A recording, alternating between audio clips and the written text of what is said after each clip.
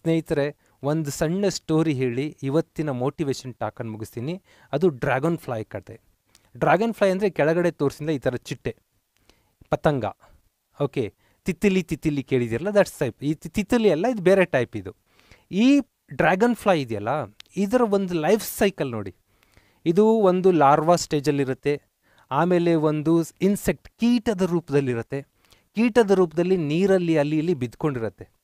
ಆ ನೀರಿನಿಂದ ಎದ್ದು ಮೇಲಕ್ಕೆ ಬರ್ತದಲ್ಲ, ಮೇಲಕ್ಕೆ ಬರೋದು ಎಲ್ಲ ಇನ್ಸೆಕ್ಟ್ಸ್ ಬರಲ್ಲ. ಕೆಲವು ಇನ್ಸೆಕ್ಟ್ಸ್ಗಳು ಆ ಜಾಗದಿಂದ ನಾನು ಹೊರಗೆ ಬರಬೇಕು ಅಂತ ಹೊರಗೆ ಬರ್ತವೆ. ಹೊರಗೆ ಬಂದು ಯಾವುದೋ ಎಲೆ ಮೇಲೆ ಕೂತ್ಕೊಳ್ಳುತ್ತೆ, ಸೂರ್ಯನ ಬಿಸಿಲು ಅದ್ರ ಮೇಲೆ ಬೀಳುತ್ತೆ. ಬಿದ್ದಾಗ ಮೈಗೆ ಅಂಟಿಕೊಂಡಂಥ ರೆಕ್ಕೆ ಓಪನ್ ಆಗುತ್ತೆ.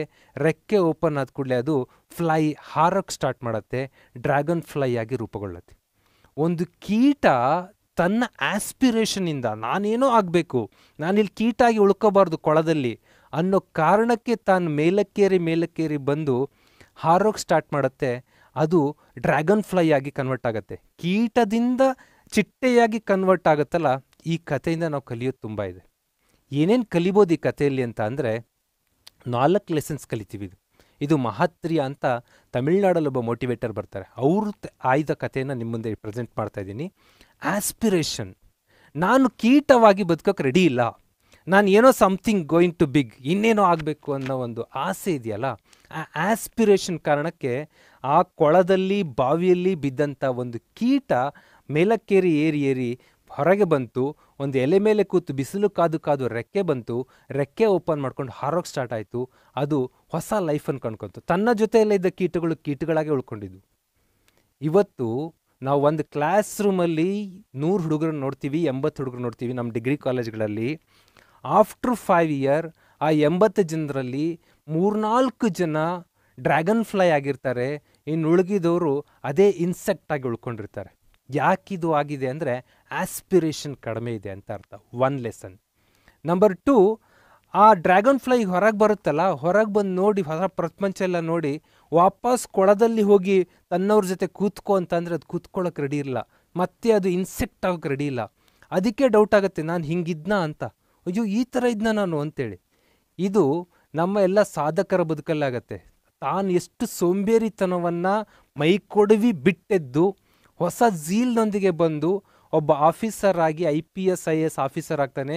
ಮುಂದೊಂದು ದಿನ ಆತನಿಗೆ ನೀವು ಹೇಳಿ, ಒಂದು 10 ತಾಸು ಮಲಗು, ಮನೆಯಲ್ಲಿ ಆರಾಮಾಗಿ ಆಟ ಆಡ್ಕೊಂತ ಗೇಮ್ ಆಡ್ಕೊತ ಕೂತ್ಕೊ ಅಂತ ಹೇಳ್ರಿ, ಕೂತ್ಕೋತಾನ? ನೆವರ್. ನಾನು ಹಾಗಿದ್ನ ಅಂತ ಆತನಿಗೆ ಡೌಟ್ ಆಗುತ್ತೆ. Your own past looks like someone else past. ನಾನು ಹಾಗಿದ್ನ, ನಾನಾಗಿರಲ್ಲ ಇನ್ಯಾರೋ ಇದ್ದೆ ಅನ್ನೋ ರೀತಿಯಲ್ಲಿ ನಿಮಗೆ ಭಾಸವಾಗತ್ತೆ, ಹಾಗಿದ್ನ ನಾನು ಅಂತ. ಆ ಥರದ ಹೊಸ ಚೇಂಜಸ್, ಬದಲಾವಣೆಗಳು ನಿಮ್ಮಲ್ಲಿ ಬರುತ್ತೆ. ನಿಮ್ಮ ಹಿಸ್ಟ್ರಿನೇ ನಿಮಗೆ ನಂದಾದು ಬೇರೆಯವ್ರದ್ದು ಅನ್ನುವಷ್ಟು ಫ್ರೆಶ್ ಹೊಸತನ ನಿಮಗೆ ಬರುತ್ತೆ. ಹಾಗಂತ ನಿಮ್ಮ ಮನೆಯನ್ನು ಮೂಲವನ್ನು ಮರಿಬೇಕು ಅಂತ ಹೇಳ್ತಾ ಇಲ್ಲ ನಾನು. ನೀವು ಇದ್ದ ಆಲಸ್ಯದ, ಲೇಜಿತನದ, ದೌರ್ಭಾಗ್ಯದ, ದುರ್ಬಲದ ಜೀವನ ಇದೆಯಲ್ಲ, ಅದಕ್ಕೆ ಆ ಥರ ಮತ್ತೊಂದು ವಾರ ಬದುಕು ಅಂದರೆ ನೀವು ಬದುಕ್ತೀರಾ? ನೆವರ್. ನಾನು ಕೂಡ 8-10 ತಾಸು ಮಲಗಿದ್ದೀನಿ ಒಂದು ಕಾಲದಲ್ಲಿ, ಕಾಲೇಜ್ ಲೈಫಲ್ಲೆಲ್ಲ. ಇವತ್ತು ಹೋಗಿ ಆ ಥರ ಮಲ್ಕೊಂಡು ಆ ಥರ ಟೈಮ್ ವೇಸ್ಟ್ ಮಾಡಿಕೊಂಡು ಒಂದು ವಾರ ಬದುಕು ಅಂದರೆ ಸಾಧ್ಯ ಇದೆಯಾ? ಇಂಪಾಸಿಬಲ್. ನಾನು ಹಾಗಿದ್ನ ಅಂತ ನನಗೆ ಅನ್ಸೋಕ್ಕೆ ಸ್ಟಾರ್ಟ್ ಆಗುತ್ತೆ. ನಮ್ಮ ಪಾಸ್ಟ್ ನಂದಲ್ಲ, ಅದು ಇನ್ಯಾರ್ದೋ ಇರಬೇಕು ಅನ್ಸೋಷ್ಟು ಫೀಲ್ ಆಗುತ್ತೆ. ಆ ಫೀಲಿಂಗನ್ನು ನಾವು ಡ್ರ್ಯಾಗನ್ ಫ್ಲೈಯಿಂದ ಕಲಿತೀವಿ. ನಂಬರ್ 3, ನಾವು ಆ ಸ್ಥಿತಿಗೆ ಮತ್ತೇನಾದರೂ ಹೋದಾಗ ಅಲ್ಲಿದ್ದವರು ನಮ್ಮನ್ನು ಗುರ್ಸೋದೇ ಇಲ್ಲ. ಈಗ ನಮ್ಮದೊಂದು ಹಳ್ಳಿಯಲ್ಲಿ ನಾನು ರೈತನಾಗಿ ಕೆಲಸ ಮಾಡ್ತಾಯಿದ್ದೆ. ನಮ್ಮದು ಕೃಷಿ ಇದೆ, ಭೂಮಿ ಇದೆ. ಅಲ್ಲಿ ಯಾವ ಥರ ಅಂದರೆ ಒಬ್ಬ ಏನು ದಿನಗೂಲಿಯವನು ಎಷ್ಟು ಹಾರ್ಡಾಗಿ ವರ್ಕ್ ಮಾಡ್ತಾನೋ ಅವನ 2 ಪಟ್ಟು ಹಾರ್ಡಾಗಿ ವರ್ಕ್ ಮಾಡ್ತಾಯಿದ್ವಿ ನಮ್ಮ ಕಾಲೇಜ್ ಜೀವನದಲ್ಲಿ. ಆ ಹಳ್ಳಿಗೆ ಏನಾದರೂ ಇವತ್ತು ಹೋದರೆ ನಾನು ಆ ಹಳ್ಳಿಯಲ್ಲಿದ್ದ ಅದೇ ಜನಗಳು ಇದು ಮಂಜುನಾಥ ಅಂತ ಗುರ್ಸೋಕ್ಕೆ ಕನ್ಫ್ಯೂಸ್ ಆಗುತ್ತೆ. ಬಿಕಾಸ್ ನನ್ನ ಇವತ್ತಿನ ಗ್ರೋತ್, ಅವತ್ತಿನ ನಾನಿದ್ದ ಸ್ಥಿತಿ ಅವರಿಗೆ ಅದು ಮ್ಯಾಚ್ ಮಾಡೋಕ್ಕಾಗೋದಿಲ್ಲ. ಅವ್ರನ್ನ ಒಪ್ಕೊಳ್ಳೋಕ್ಕೆ ರೆಡಿ ಇರಲ್ಲ, ಇವು ನಮ್ಮವನ ಅಂತ ಒಪ್ಕೊಳ್ಳೋಕ್ಕೆ ರೆಡಿ ಇರಲ್ಲ. ಅಂಥ ಬದಲಾವಣೆಗಳಾಗಿರುತ್ತೆ. ನಮ್ಮ ಓನ್ ಪೀಪಲ್ ನಮ್ಮನ್ನು ಗುರ್ಸೋಕ್ಕೆ ಆಗೋದಷ್ಟು ಬದಲಾವಣೆಗೆ ಬಂದಿರ್ತೀವಿ. ಅವರು ನಮ್ಮನ್ನು ಅಗ್ರಿ ಮಾಡೋಕ್ಕೆ ರೆಡಿ ಇರಲ್ಲ. ಈಗ ನೀವು ಒಂದು ಸಿಗರೇಟ್ ಸೇದೋರ್ ಗ್ರೂಪಿಂದ ಹೊರಗೆ ಬಂದ್ರಿ ಇವತ್ತು ಅಂತ ಇಟ್ಕೊಳ್ಳಿ. ಸಿಗರೇಟ್ ಸೇದೋರ್ ಗ್ರೂಪ್ ಇದೆ, ಆ ಗ್ರೂಪಲ್ಲಿ ನೀವು ಒಬ್ಬ. ಇವತ್ತು ಈ ವಿಡಿಯೋ ನೋಡಿದರೆ ಡಿಸೈಡ್ ಮಾಡ್ತೀರ ನೀವು, ನಾನು ಡ್ರ್ಯಾಗನ್ ಫ್ಲೈ ಅಲ್ಲ, ನಾನು ಇನ್ಸೆಕ್ಟ್ ಅಲ್ಲ, ಡ್ರ್ಯಾಗನ್ ಫ್ಲೈ ಆಗ್ತೀನಿ ಅಂತ. ಹೊರಗೆ ಬಂದ್ರಿ. ಹೊರಗೆ ಬಂದು 2 ದಿನ ಬಿಟ್ಟು ಆ ಗ್ರೂಪ್ ಹತ್ರ ಹೋದ್ರಿ. ಗ್ರೂಪ್ ಹತ್ರ ಹೋದಾಗ ಸಿಗರೇಟ್ ಸೇದ್ ಮಗ ಅಂತಾರೆ. ನೀವು ಅವಾಗ ಇಲ್ಲ ನಾನು ಡ್ರಾಪ್ ಮಾಡಿದ್ದೀನಿ, ಸಿಗರೆಟ್ ಸೇದಲ್ಲ. ಏನು ಮಚ್ಚಾ, ನಾವು ಮಾತೇ ಕೇಳಲ್ಲ ನೀವು ಅನ್ನೋ ಸ್ಥಿತಿಗೆ ಬರ್ತೀರ ನೀವು. ಅವರು ಅಂದರೆ ಒಪ್ಕೊಳ್ಳೋಕೆ ರೆಡಿ ಇಲ್ಲ. ಅವರು ನಮ್ಮ ಮನುಷ್ಯ ಒಬ್ಬ ಬದಲಾಗಿ ಹೊರಗೆ ಹೋಗೋದು ಒಪ್ಕೊಳ್ಳೋಕೆ ಅವ್ರು ರೆಡಿ ಇರಲ್ಲ. ಹೊರಗೆ ಹೋದ ಅಂದರೆ ಅಕ್ಸೆಪ್ಟ್ ಮಾಡ್ಕೊಳ್ಳೋಕೆ ರೆಡಿ ಇರಲ್ಲ. ಈ ಥರದ ಗ್ರೂಪ್ಗಳಿರ್ತವೆ. ಅಂಥ ಗ್ರೂಪ್ಗಳಲ್ಲಿ ಇರೋದು ಬೇಕಾಗಿಲ್ಲ. ಅಂಥ ಇನ್ಸೆಕ್ಟ್ಗಳ ಗ್ರೂಪ್ ಇದ್ದರೆ ಆ ಗ್ರೂಪಿಂದ ಇವತ್ತೇ ಹೊರಗೆ ಬರಬೇಕು. ನೀವು ಡ್ರ್ಯಾಗನ್ ಫ್ಲೈ ಆಗಬೇಕು, ಪ್ರಪಂಚದಲ್ಲಾದ್ಯಂತ ಹಾರಬೇಕು. ನೀವು ಎಲ್ಲೋ ಕೊಳದಲ್ಲಿ ಕೊಳೆತು ಹೋಗಬಾರ್ದು. ಆ ಪವರ್ ನಿಮಗಿದೆ. ನಿಮ್ಮನ್ನು ಹೀಯಾಳಿಸ್ತಾರೆ ಅಂದರೆ ಡೋಂಟ್ ವರಿ ಅಬೌಟ್ ದ್ಯಾಟ್. ಅವರು ಹುಳಗಳು, ಯು ಆರ್ ಡ್ರ್ಯಾಗನ್ ಫ್ಲೈ. ನಿಮ್ಮನ್ನು ಅವ್ರು ಅಕ್ಸೆಪ್ಟ್ ಮಾಡ್ಕೊಳ್ಳೋಕೆ ರೆಡಿ ಇಲ್ಲ. ಯು ಚೇಂಜ್ ಆಗೋದು ಮನುಷ್ಯನ ಜೀವನ ಚೇಂಜ್ ಆಗಲೇಬೇಕು. ಸ್ನೇಹಿತರೆ, ಅಂದರೆ ಲಾಸ್ಟ್ ಒನ್ ಈಸ್ ಇನ್ಸ್ಪಿರೇಷನ್. ಏನು ಅಂದರೆ, ನಿಮ್ಮನ್ನು ಒಂದಿನ ಏನೋ ಅವ್ರ ತಂಡದಿಂದ ಹೊರಗೆ ಬಂದಾಗ ಅವರು ಎಲ್ಲ ಬೈದಿರ್ತಾರೆ, ಇವನು ದೊಡ್ಡ ಮಹಾತ್ಮ ಇವನು ಹಾಗೆ ಹೀಗೆ ಅಂತ. ಹೊರಗೆ ಬಂದಾಗ ಎಲ್ಲರೂ ಬೈದಿರ್ತಾರೆ. ನೀವು ಹೊರಗೆ ಬಂದು ಒಳ್ಳೆ ಅಧಿಕಾರಿಗಳಾದ್ರಿ, ಸಬ್ ಇನ್ಸ್ಪೆಕ್ಟರ್ ಆದ್ರಿ, ಪೊಲೀಸ್ ಆಫೀಸರ್ ಆದ್ರಿ, ತಹಶೀಲ್ದಾರ್ ಆದ್ರಿ, ಟೀಚರ್ ಆದ್ರಿ, ಏನೋ ಒಂದು ರೂಪುಗೊಂಡ ನಂತರ ನಿಮ್ಮನ್ನು ಯಾರು ಹೀಯಾಳಿಸಿರ್ತಾರೆ, ಹೊರಗೆ ಬರೋಕ್ಕೆ ರೆಡಿ ಇರಲ್ವೋ, ಆ ಗುಂಪಿಂದ ಒಬ್ಬ ಹೊರಗೆ ಬರ್ತಾನೆ. ಹೊರಗೆ ಬಂದು ನಿಮಗೆ ಒಂದು ಮಾತಾಡ್ತಾನೆ, ಥ್ಯಾಂಕ್ ಯು ಅಣ್ಣ, ಥ್ಯಾಂಕ್ ಯು ಅಕ್ಕ, ನಿನ್ನನ್ನು ನೋಡಿ ನಾನು ಈ ರೀತಿ ಆದೆ, ನೀನು ಬದಲಾಗಿದ್ದು ನೋಡಿ ನಾನು ಬದಲಾದೆ ಅಂತ ಅಂದಾಗ ಒಂದು ಲೈಫ್ಗೆ ನೀವು ಇನ್ಸ್ಪೈರ್ ಮಾಡಿರ್ತೀರ.